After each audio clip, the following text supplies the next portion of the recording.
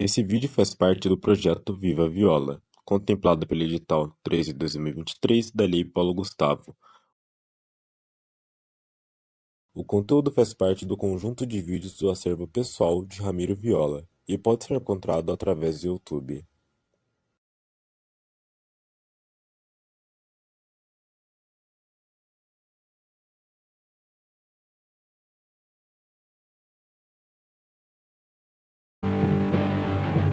Um homem branco, de cabelos longos na altura do ombro, veste uma camisa social preta e segura um microfone com as duas mãos.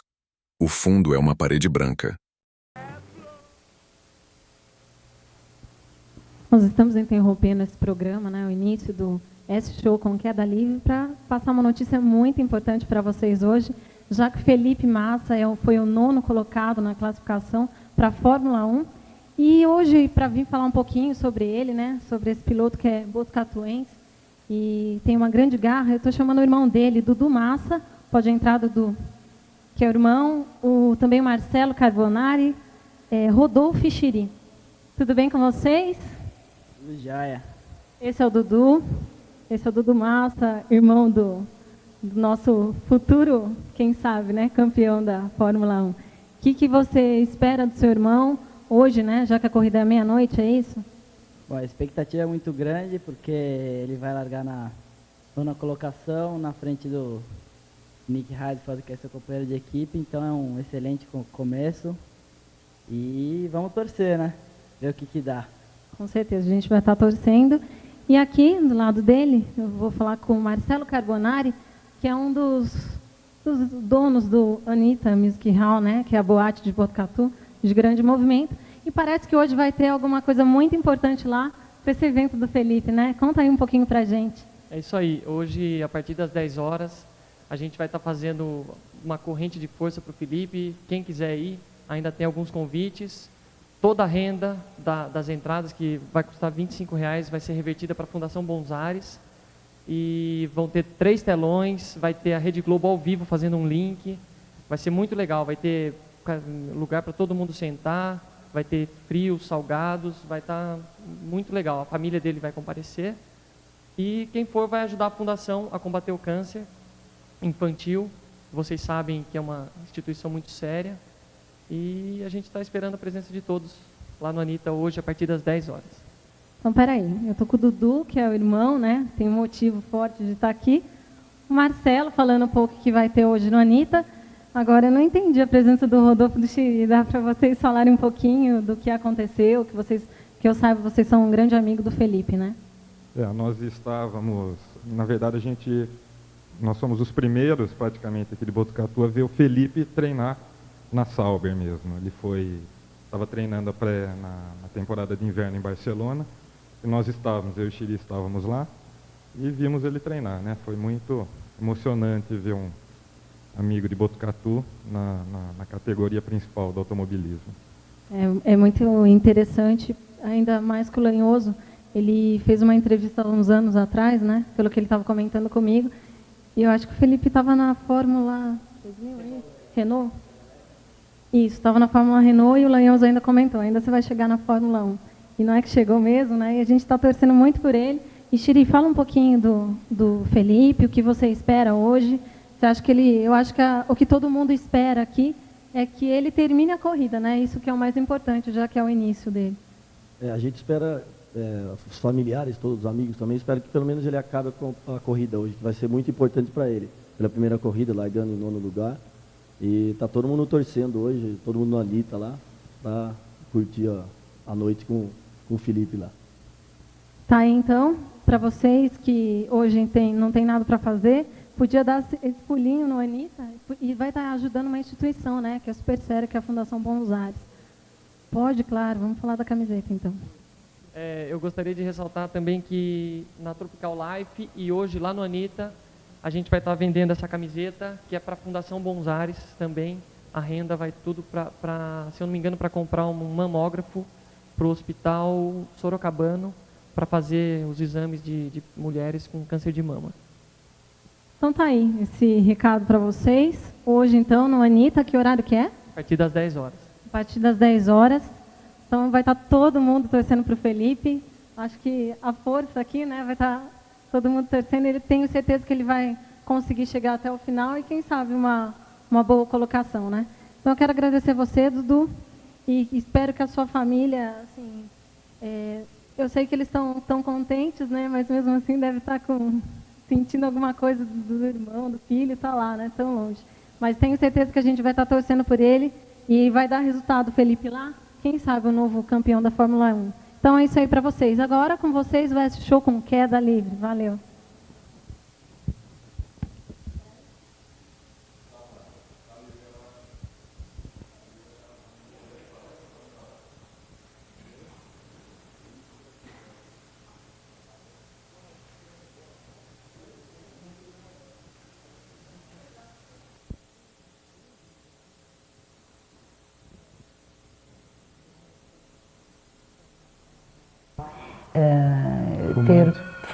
O fumante, o fumo em si, ele não está diretamente relacionado com a tuberculose. Não diretamente, mas indiretamente está muito relacionado, porque o fumo, ele faz com que a pessoa diminua a alimentação. Em geral, quem fuma é uma pessoa que tem um nível de estresse maior.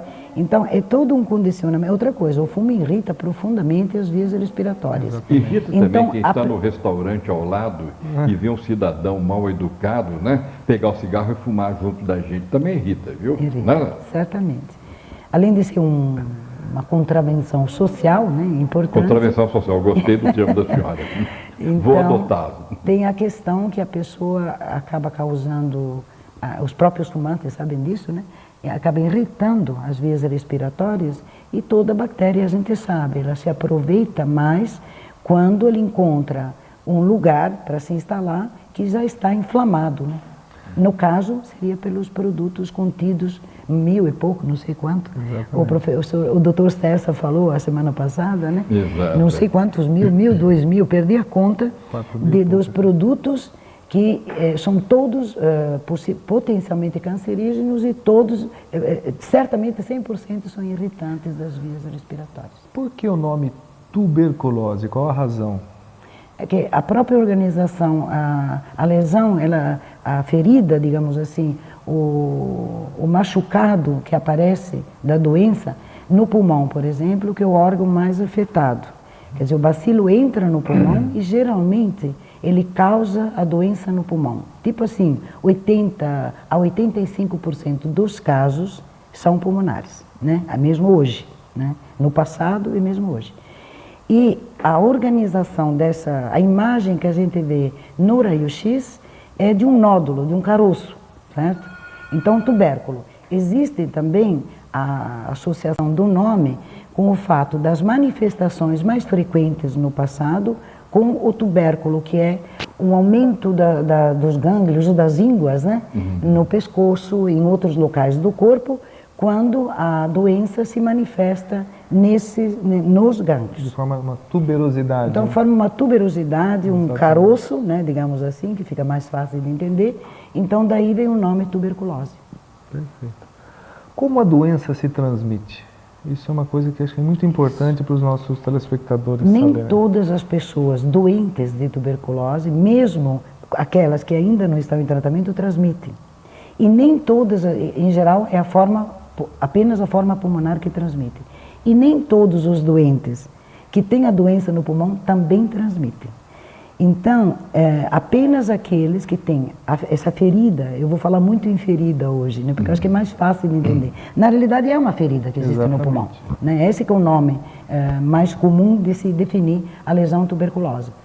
Então, a lesão tuberculosa, quando ela se comunica anatomicamente, por situação, por localização, com um brônquio, uma dessas das vias aéreas, de um calibre, né, um diâmetro razoavelmente suficiente, e essa pessoa que tem essa lesão e que tem esse brônquio que se abre nessa lesão, esse transmite.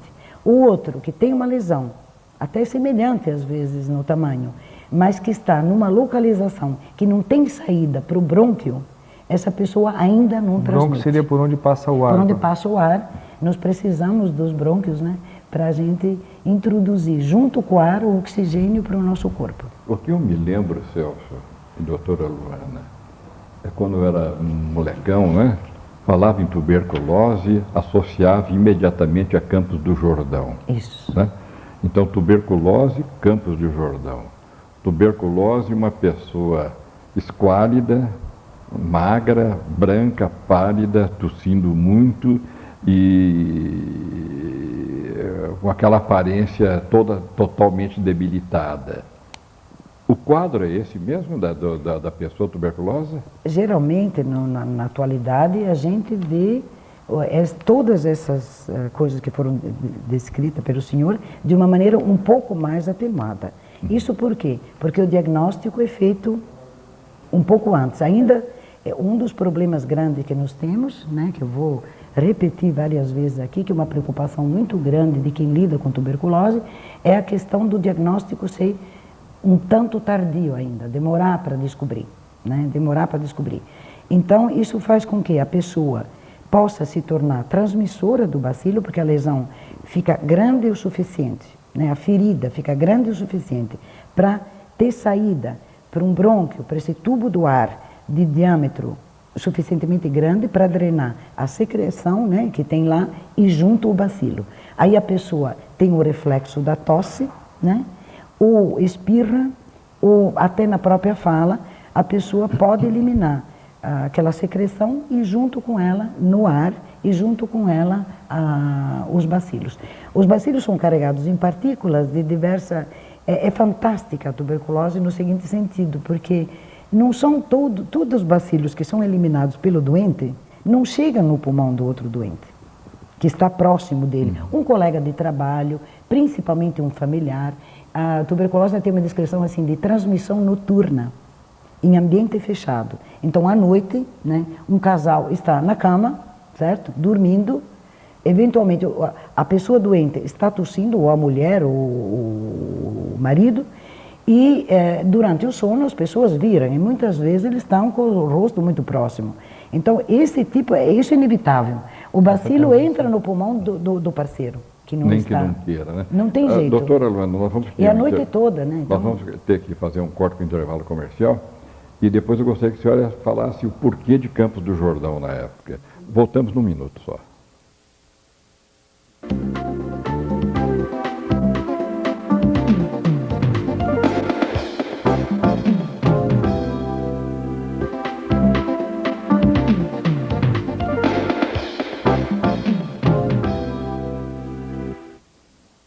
Eu gostaria de saber da doutora Luana por que Campos do Jordão ficou associado à tuberculose naquela década de 50, por exemplo.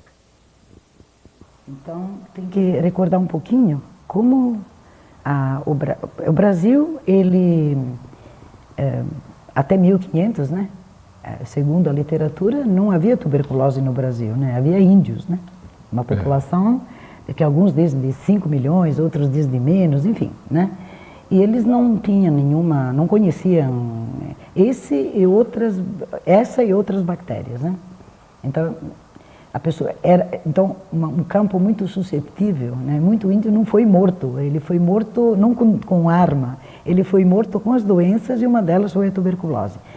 Quem trouxe a tuberculose para o Brasil, a partir de 1500, foram os jesuítas, né? A maioria deles tinha tuberculose, o padre Manuel da Nóbrega tinha tuberculose, o Anchieta tinha tuberculose, tem cartas colocando isso, e como o clima aqui era ameno, eles se sentiam melhor, havia um estímulo de convocar outros jesuítas de Portugal, que também estavam com tuberculose, para ajudar na catequização dos índios, né? E virem aqui porque aqui eles se sentiriam melhor, já que naquela época não havia cura, né? É uma doença que durante muito tempo, né, quer dizer, agora tem cura desde a Segunda Guerra Mundial, né? Portanto faz mais de 50 e pouquinho anos, né? Mas naquele tempo, imagine, não se sabia nem... Era castigo de Deus, era peste branca, era uma coisa assim, até com uma certa mística, né? Mística negativa, era uma obra do demônio, né? Ou então era castigo para aquela pessoa, ela devia ser muito pecadora para ter essa doença. Havia também muita confusão de vários quadros de doenças de pulmão eram todos chamados de tuberculose. Inclusive sem a efetivamente epilepsia diziam que era a doença dos deuses, Isso. né? Tinha tudo, eles inventavam, né? Teve a época que era castigo de Deus, depois virou assim, era um miasma, uma coisa que existiria no ar, certo? E que as pessoas respiravam, então ficavam doentes. Até a descoberta por parte de Robert Koch, né, do bacilo da tuberculose, pegou o nome dele, né? O bacilo de Koch, então, que faz 100 e poucos anos, né? Então, não se sabia exatamente a causa, era tudo uma mística. De fato, as casas coloniais do Rio de Janeiro, as primeiras, elas tinham janelas muito estreitas, havia uma razão para isso, era para os males que vinham dos miasmas do ar não entrarem dentro da casa. As casas eram escuras, justamente o que o bacilo de Koch gosta, né? Pouca iluminação, porque os raios ultravioleta e gama da luz solar matam o bacilo, certo? E pouca iluminação, umidade, certo? Tudo favorável, Tudo né? favorável ao bacilo tuberculose. e contrário ao ser humano, né? E lugares escuros, né? Então eles faziam janelas pequenas com esse receio, essa crença de que uma janela grande ia prejudicar porque ia entrar mais miasma, ia entrar mais... E entre as causas, entre as doenças, poderia causar tuberculose. Inclusive eles faziam alcovas, né? Que não tinha janela nem nada, era tudo fechado. Tudo então fechado. que proliferava de vez, né? Muito bem. Além dos jesuítas, obviamente, outros europeus que vieram para cá trouxeram a tuberculose junto, porque a tuberculose engraçava na Europa naquela época. E por causa, desde a industrialização na realidade, que houve uma intensificação, porque a tuberculose existe há mais de 5.000 anos. Tem provas disso, porque as múmias do Egito, como foram corpos conservados com aquela técnica deles, eles foram evidenciados lesões de tuberculose nos ossos, que foram preservados nas múmias. Então, a gente sabe, tem prova, provavelmente existe há mais tempo do que isso, mas prova mesmo é a partir documental, é a partir do encontro das lesões nos ossos das múmias na época do Império Egípcio. Bom, então, vinha vindo, mas enquanto a organização da população no mundo eram pequenas aldeias, né, na Europa principalmente, tinha o castelo, enfim, uma população mais espalhada e pouco densa, a tuberculose existia, ia matando gente, era castigo de Deus, depois eram os miasmas, mas enfim. Quando houve a industrialização, né, acabou a parte dos artesãos e as coisas passaram a se produzir, foi um avanço, e ao mesmo tempo todas as coisas têm dois lados, né? Então trouxe um outro problema, porque aí as pessoas foram trabalhar em aglomerados de moradia, que aquilo não era moradia, péssimas condições, sem exagerar, as favelas atuais talvez sejam boas comparadas com as moradias que essas pessoas iam trabalhar nas fábricas, nas primeiras fábricas, e a carga horária de trabalho era no mínimo de 14 horas, crianças, mulheres, alimentação pouquíssima, certo? E a moradia que eles tinham para descansar estava em condições péssimas, né? Reproduzindo de uma maneira pior o que acabamos de falar sobre as moradias do Brasil e no Rio de Janeiro agora há pouco. Então, condições péssimas. Conclusão, o bacilo de Koch, ele estava feliz da vida, porque ele tinha bastante pulmões para invadir e reproduzia a própria espécie, né? Na realidade, se a gente for olhar, colocar um olhar ecológico sobre meu companheiro de 30 anos, que é o bacilo de Koch, né? Meu inimigo, mas o inimigo depois de 30 anos fica meio esquisito, né? Chamar de inimigo ainda. Ele tinha todas as condições para ele se reproduzir. E ele preservar a própria espécie. Ele está defendendo a espécie dele. Eu gostaria que ele fosse extinto, né? Posso não odiá-lo mais, mas eu gostaria que ele fosse extinto. Então nós temos posições diferentes. Ele quer sobreviver, eu acho que seria ótimo se ele fosse embora e nunca mais voltasse em nenhum lugar da Terra, né? Muito bem. Então, isso começou com as aglomerações. Na hora que tem aglomerado, quer dizer, a situação, por exemplo, do município de São Paulo, dos grandes aglomerados nas grandes capitais, é extremamente favorável à transmissão. porque acaba morando muita gente num espaço muito apertado, e mesmo que agora tenha uma janela um pouco maior, e a habitação fica um pouco mais ensolarada, mesmo assim, não são casas adequadas, não são casas que, para a gente morar, para pessoas morarem, né? Certo? Essas habitações são muito precárias e muito pouco saudáveis para essa e outras doenças, obviamente, né? Então, por que Campos do Jordão passou a ser? Isso. Bom, então, veja bem, mesmo depois, em 1882, quando o Koch descobriu o bacilo de Koch, chama Mycobacterium tuberculosis, mas o nome mais comum é bacilo de Koch, em homenagem a quem ao descobriu, pesquisador que o né? descobriu, dando um salto de qualidade na pesquisa dessa doença. Não havia uma organização, o Estado, o Império, por exemplo, não se preocupava com esse tipo de doente. Mesmo que dizimasse as pessoas que trabalhavam como escravos nas grandes fazendas, né, ou nos grandes canaviais da região norte e nordeste, e mesmo ou nos cafezais do estado de São Paulo, etc. E nem as pessoas aglomeradas, que ali sim tinha mais ainda aglomeração nas cidades como Rio de Janeiro, certo? Na região do Porto, né? Então não havia um interesse, uma preocupação com essas pessoas que ficavam doentes. Havia em certos momentos, até excesso de oferta de mão de obra, então o morto era trocado por um outro e ficava por isso mesmo. Então, quer dizer, não havia uma preocupação. Então o Estado, na realidade, ele passou a se preocupar a partir da década de 30 em intervir na tuberculose. Antes disso, houve uma série de organizações da sociedade civil, e uma delas é muito conhecida, todo mundo ouviu falar dos sanatorinhos, né? Os sanatorinhos, tem razão. Que resolveram se dedicar, né? Já naquela época se sabia que a doença era transmissível. Perdão, era de uma pessoa qual era o nome mesmo se daquela senhora que organizou os sanatorinhos? Foi famosa, o nome está aqui na ponta da língua. Eu não me lembro. Você não lembra o nome dessa senhora, famosa inclusive? Tem uma que não é famosa, que foi minha professora, me ensinou tudo o que sabia sobre tuberculose, que é a professora Zelita, que já foi a coordenadora do programa a nível estadual. Nossa, vou aproveitar para fazer uma homenagem a ela. Já me lembro o nome. Grande tisiologista. Ela está ainda na Secretaria de Saúde, mas de uma maneira mais... porque ela se aposentou, mas é aquela coisa, né? Se aposenta, mas continua trabalhando, né? É uma paixão. Então, não me lembro, eu fico lhe devendo. Mas eu já vi o nome. Sanatorinhos? Sanatorinhos e também outras organizações humanitárias, né? Eles resolveram que, como a transmissão era de pessoa a pessoa da doença, não há inseto no meio, é direta a transmissão, então eles resolveram que o ideal seria, na falta de cura, de tratamento, isolar as pessoas, isolar os doentes e cuidavam também dos familiares, das crianças, então criavam colônias para os familiares. A mesma coisa aconteceu com a hanseníase, né? Isso, com a lepra, né? Com a lepra, é isso.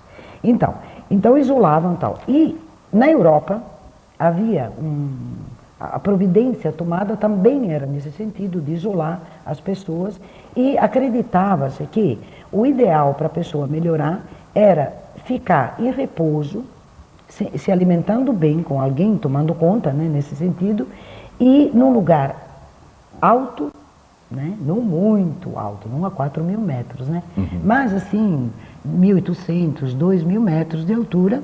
Que está Campos do Jordão, né? Isso, e os sanatórios da Suíça. Da Suíça também. Nos sanatórios da Suíça, aí era uma outra questão, né?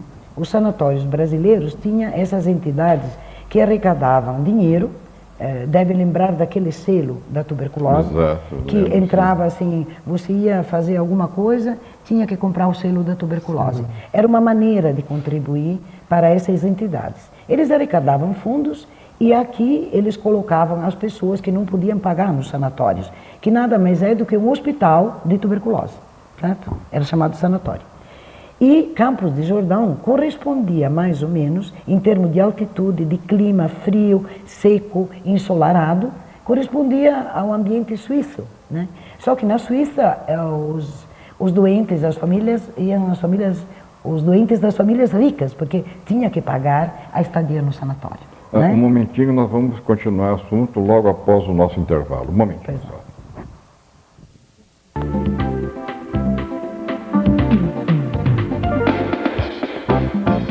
A pessoa pode ter tuberculose, basta dar-lhe uma oportunidade e... Ele se instala, né? Ele se instala.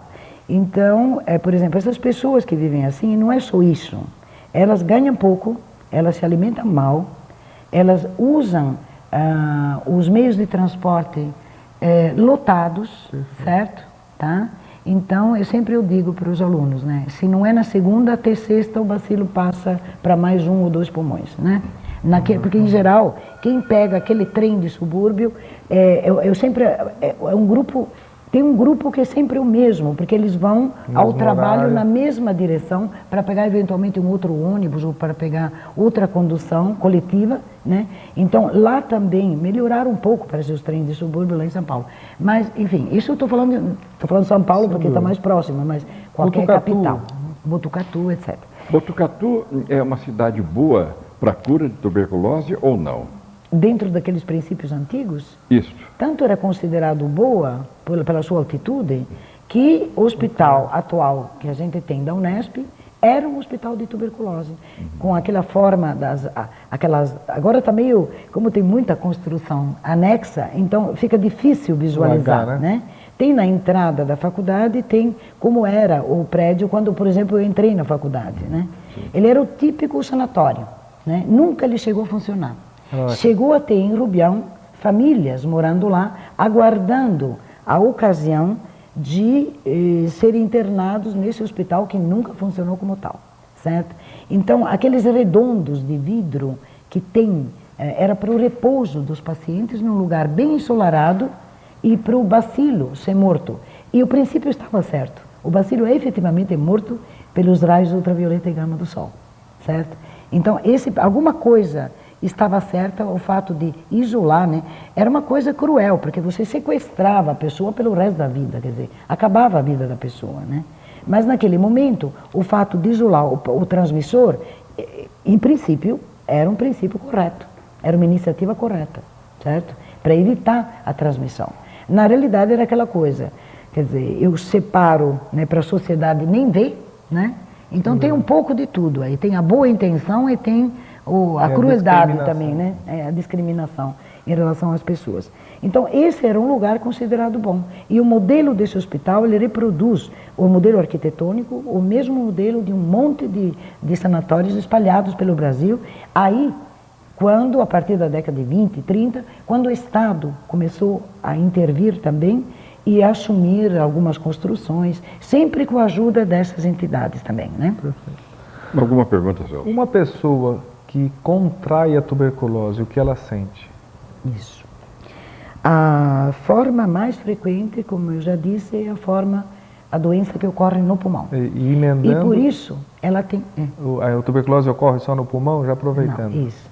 Então, na realidade, não. Porque o bacilo, ele entra... Não é muito complicado. Eu vou tentar... Não é muito complicado. O bacilo entra pelas vias aéreas e se fixa lá no pulmão. Ele tenta se multiplicar. Está dentro de um e ônibus, o corpo tenta reagir. Tosse, sai o bacilo pela saliva, vamos supor uma gotinha de saliva, e a outra pessoa que não tem tuberculose... Só as partículas pequenas, porque as maiores se precipitam pelo super específico e não contaminam. E o bacilo entra pelas vias respiratórias e geralmente vai para o pulmão. Isso. Quando ele chegar na periferia, ele consegue ficar lá. Perfeito. E consegue começar a se multiplicar. Ao mesmo tempo, o corpo começa a reagir. A primeira vez, no primeiro contato com o bacilo, essa resposta é lenta. É aí que mora o perigo, né? A resposta do organismo é lenta, mas ela existe. Às vezes demora mais de um mês, várias semanas, tal. Certo. Muito bem. Começa a responder, na maioria das vezes, se a pessoa tiver boa condição física, boa alimentação, etc., essa pessoa, em 95% dos casos, ela não vai ter absolutamente nada. Em 5% ela fica doente. Mas o bacilo que está no pulmão, quando há uma multiplicação importante e tal, ou mesmo nessa fase, em alguns casos, ele é devorado por uma célula de defesa, é fagocitado, como a gente diz, e ele pode entrar na circulação sanguínea carregado dentro dessa célula. Aí a pessoa não sente absolutamente nada nessa fase, ela não precisa estar doente. Tá? Esse bacilo ele pode parar, não é um só, né? Certo? Em vários órgãos, qualquer órgão do corpo, inclusive no cérebro, né? Na meninge, nós temos casos de meningite tuberculosa, atualmente não aparecem, são raros e dão mais em adulto, porque a vacina BCG, né? Que a gente usa sistematicamente por lei, né? E a gente tem conseguido, ao longo desses 20 anos, uma cobertura acima de 90% no Brasil, quase no Brasil como todo, no estado de São Paulo com certeza e em Botucatu com certeza. Então, a grande vantagem dessa vacina é justamente, ela não pode impedir totalmente que a pessoa fique doente de tuberculose, não. Mas é um consenso mundial de todos os cientistas de que a vacina BCG, ela consegue evitar as formas graves da doença, entre elas a meningite e tuberculose. E a tuberculose disseminada, que é chamada de miliar, que são um monte de lesões, porque o bacilo ocupa, por via sanguínea, se instala no outro pulmão, se estende para todo aquele pulmão, se instala no outro, se instala no fígado, se instala em vários lugares, inclusive no cérebro, né? Ou, então, na meninge, que é a pele que reveste o cérebro. Então, essas formas mais graves, depois de 20 anos de vacina, ela existe desde 1920, houve uma diminuição. A vacina, mas o impacto é quando você tem uma cobertura bem grande. Então, atualmente no Brasil, a criancinha nasce, a primeira vacina que ela toma é o BCG, certo? Já protege. Já protege. Pelo Em menos geral, das formas 15, graves. 20 Das dias formas tal. graves, né? Basta ela pesar 2,5 kg, está suspeita de outras doenças imunodepressoras, ela vai vacinar. Então a vacina conseguiu isso. Nós vamos ao outro intervalo comercial e voltamos num minutinho. Estou adorando a aula. Você também, né, Celso? Sem dúvida. Vocês acham que a linguagem está Tá ótimo. Bom. Voltamos num minuto.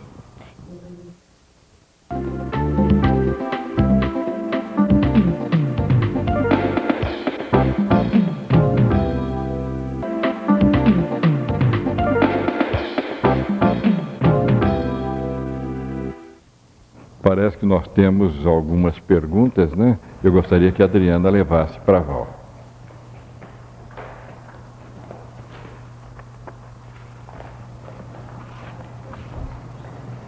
A Maria José e o Osbertock cumprimentam, mandam um abraço a todos. A Lourdes do Centro, ela quer saber se uma gripe pode virar uma tuberculose. Ela é paciente do Dr. Celso e manda um grande abraço a ele. Uma gripe pode...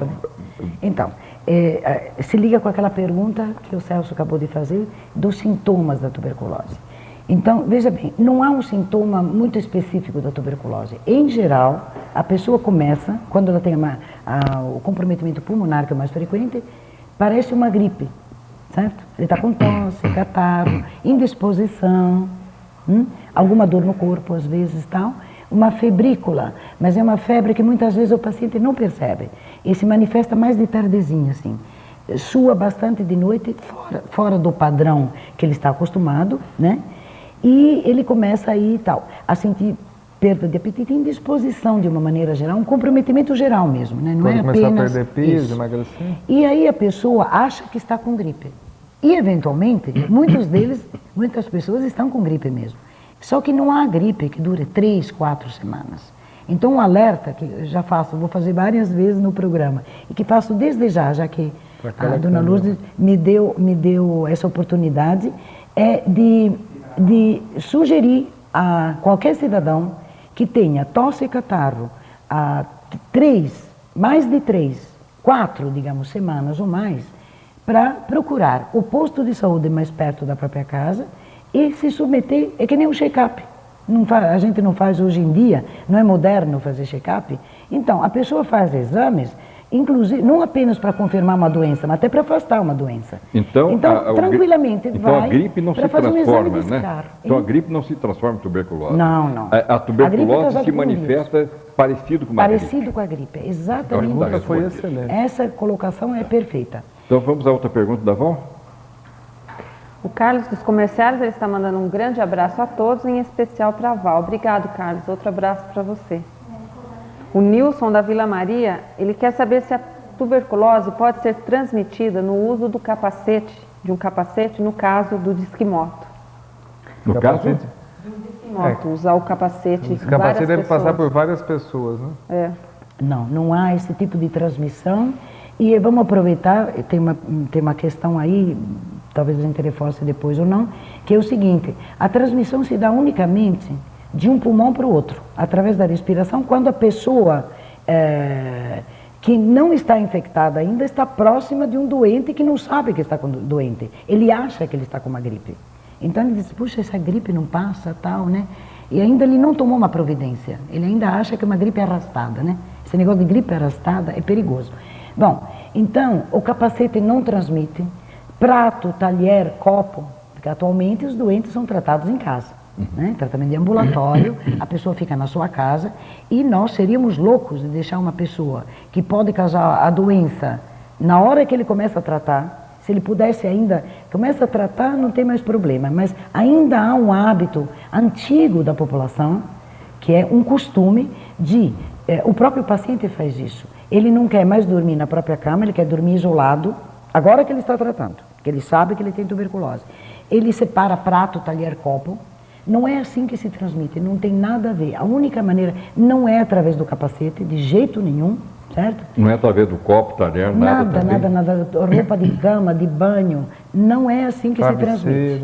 Né? Travesseiro, não tem essa coisa. Porque o bacilo que cai, ele tem que estar em suspensão no ar, percebe? O bacilo contido na gotícula que saiu do pulmão do doente, ela tem que estar em suspensão. Se ela não estiver em suspensão, então você cair no prato, está no prato. O prato vai para a pia, vai ser lavado, os talheres, então não há como o bacilo entrar de novo em suspensão. Diz, é a pessoa, desculpe o palavrão, que escarra no chão, né? Então, esse eventualmente, mas seria daquelas casas de chão batido, que a pessoa varre com aquela, faz uma varredura, ele pode entrar de novo no ar e uma outra pessoa respirar, mas é uma forçada de barra realmente essa, né? Também então, não na realidade, não é a né? forma de se transmitir. É um ar limpo, digamos assim, apesar de estar contaminado com bacilo de Koch, de uma pessoa para outra. Não existe a transmissão através de objetos, muito menos do capacete.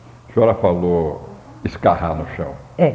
Eu vou falar uma coisa que eu não vendo, não empresto, não dou e não mostro, mas eu tenho uma escarradeira autêntica em minha casa. Muito interessante. Do Naquela século época, XIX ainda. as escarradeiras eram famosíssimas. Eu tenho famosíssimas. uma escarradeira com flores, desenhando uma escarradeira, muito bem, autêntica. Eu tenho uma dessas, né? Outra pergunta, Val? Agora a pergunta é para o Dr. Celso, a pergunta da Ana do Jardim Panorama. Ela quer saber se o Dr. Celso faz cirurgia para varizes a laser. Cirurgia laser, vamos fugindo um pouquinho do tema. Cirurgia laser para varizes, a cirurgia em si, ela não existe. Existem algumas cirurgias que foram propostas no último congresso no Rio de Janeiro por termocoagulação, mas não foi aprovada, porque é uma cirurgia que pode levar a um quadro até de trombose. Então, cirurgia laser não. Ainda existe um método convencional que se faz com microincisões, com mini incisões e com microganchos, essas veias são retiradas. Esse tipo de cirurgia ainda não existe, a laser para varizes. Ok, então, outra pergunta. Isso nós já falamos, né? Isso, os sintomas da tuberculose, nós falamos, né? Tosse, catarro, na forma pulmonar. É claro que se o bacilo conseguiu ser conduzido até o rim, a pessoa tem manifestações compatíveis com esse órgão, né? Se for no osso, sente dor, manca, se for na articulação coxo-femoral. Mas uma pergunta, se vai para o rim ou se vai para o osso, a pessoa se cura, não se cura, pode morrer ou não? O tratamento é o mesmo. Mas pode morrer por causa disso ou não é só da pulmonar que mata? Não. Se ele não for tratado, ele vai... a tendência da doença não tratada é disseminar. Então, sai do osso e vai para outro lugar. Então, vai comprometer cada vez mais órgãos. Entendi. É isso. Mas o tratamento é o mesmo, esteja a doença se manifestando em qualquer órgão. Você disse que o tratamento hoje ele é feito com a pessoa tomando o remédio em casa. Sim. Existe a serem de alguns pacientes serem internados? Serem internados, isso. Veja bem, os sanatórios, eles foram transformados, a maioria deles, em um hospital geral. Tem alguns lugares que mantêm alas reservadas para ainda internar tuberculosos. A primeira ideia foi o seguinte, uma pessoa resistente ao tratamento, a todos os esquemas de tratamento disponíveis. Então, uma pessoa difícil de conduzir, né, seria encaminhado, né, toda pessoa grave, né, deve ser internada. E tem uma específica para tuberculose, principalmente quando não responde ao tratamento, quando tem efeito colateral incontrolável aos medicamentos, que é difícil de ter, mas pode acontecer. Então, esse mereceria internação. O mais comum que a gente usa, né, existe uma central de vagas, mas é uma central de vagas, não é essa que a gente está sabendo. É uma específica que existe há muito tempo. Você telefona, você diz que você tem um paciente assim, assim, assado, e essa central de vagas, que agora está em Araraquara, ela diz onde tem vaga.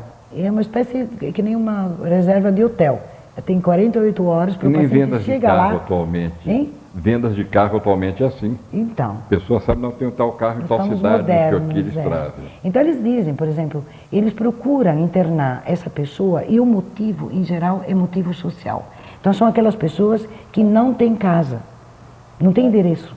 É difícil controlar, difícil garantir que ele vai tomar a medicação regularmente. Né? São as pessoas que têm muita associação. É muito frequente a tuberculose acontecer em pessoas que são doentes alcoolistas, né?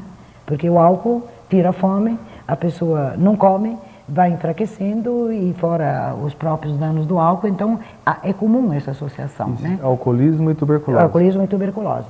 E como a pessoa tem dificuldade em deixar de beber, certo? E não pode beber enquanto ele toma a medicação, porque a reação é muito ruim, né? Passa muito mal. Então, com o consentimento do paciente, certo? Se o paciente concordar, a gente interna, né? Pede uma vaga, eles dizem aonde, procuram que seja o mais próximo possível da cidade de onde você está telefonando, do estado de São Paulo, para permitir eventual visita de algum familiar, de algum amigo, etc. Né? E nesse período que eles ficam internados, geral 2, 3 meses, né? Eles conseguem tomar a medicação, vivem que nem viviam os doentes nos sanatórios antigamente, porque são alas para isso. Né? Eles têm jardins, em geral, para passear. Não é um hospital com aquelas características tétricas de alguns que a gente conhece. Né? O paciente que... Exatamente. Os pacientes que têm diagnóstico de tuberculose estão em tratamento, eles têm que ser afastados do trabalho? Não necessariamente. Então, aqueles que estão transmitindo, quem são? Na hora que você faz o diagnóstico, o exame básico para isso, tem outros exames, lógico, né? Você faz o raio-x, se for no pulmão, você usa tudo que você tem, né? Todos os recursos. E um dos exames, aquele que confirma realmente o diagnóstico, é o exame do escarro, a baciloscopia, que é rápida, etc, etc. Bom, a baciloscopia revelou que tem os bacilos, essa pessoa, ela fica em casa, assim, quando ela começa a tomar o remédio, umas 2 semanas, máximo 3, como em qualquer infecção urinária brava, certo? Inclusive porque ele está depauperado, ele está magro, ele perdeu muito peso, então ele precisa melhorar, ele não está comendo nada, né? Depois desse período, muitos deles, segundo os familiares, assaltam a geladeira, né?